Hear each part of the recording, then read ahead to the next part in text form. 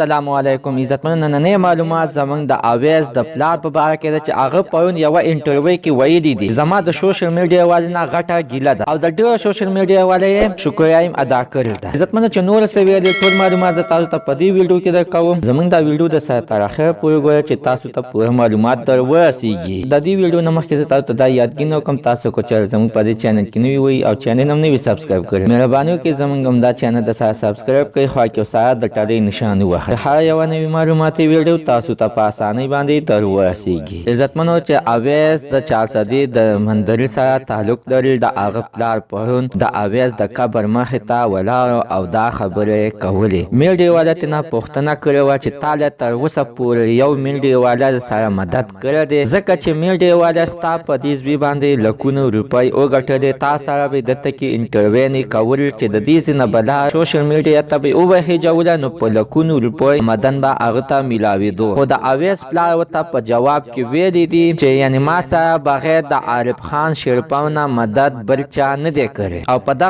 دغه خبرو کې د عارف خان شیرپو ډېره شکریه ادا کړې ده. داسې ما د ډېر میډیا والا راغلي خو چې ویډیو کړی دا دي نو بیا یې په شا باندې نه دي کتلي. یعنې د دې مطلب دا دی چې بیا یې زما تپوس نه دی کړی چې ته څنګه یې او څنګه نه یې او نه راسه تر اوسه پورې چا څه مدد کړی دی. خو عزتمنو هغه د سوشل میډیا والو هم د ډېرو چینلو دغه شانتې خلاف خبرې هم کړې دي چې زمونږ په خلاف دغه شانتې د ځان نه به یې خبرې کولې. ډېرو چینلو والو یعنې زمونږ د اویس د قتل په باره کې به د ځان نه ډېرې داسې خبرې به یې کولې چې د خلکو زړه ته به پرې دوک رسېدو یعنې ازار به پرې رسېدو. هماغه خلکو ته هم دا پیغام هم ورکړی دی چې یعنې داسې کار مه کوئ چې د یو کار نه نوې خبر او تاسو د ځان نه انټرویو ورکوئ. خو هر څه وي نو هغه به موږ به خلکو سره شیر کوو او موږ به خپله به ویو موږ به خپله فیصله په خپله باندې کوو. عزتمنه زموږ هغه خلکو ته همدا خواست دی چې اوسه پورې د اویس ویډیوګانې چلوي او ځان نه ورپسې خبرې کوي. داسې کار هېڅکله مه کوئ ځکه چې بس الله تعالی دې هغه وبخي هغه شهید شو او شهید دی او الله تعالی دې د اویس مور او پلار ته د زړه صبر ورکړي. عزتمن زموږ هغه چینل والا ته خاص دا خواست دی چې یعنې داسې کار مه کوئ چې د خلکو زړه ته پرې دوک ورسېږي او حقیقت وینا پرې کوئ دروغ پرې مه وایئ. عزتمنو زموږ د سره نننۍ معلومات ته د دې ځای پورې د نوي معلومات دپاره د سره زموږ همدا چینل د سره سبسکرایب کړئ خوا کې ورسره د ټلۍ نشان ووهئ چې هر یوه نوي معلوماتي ویډیو تاسو ته په اسانۍ باندې در ورسېږي.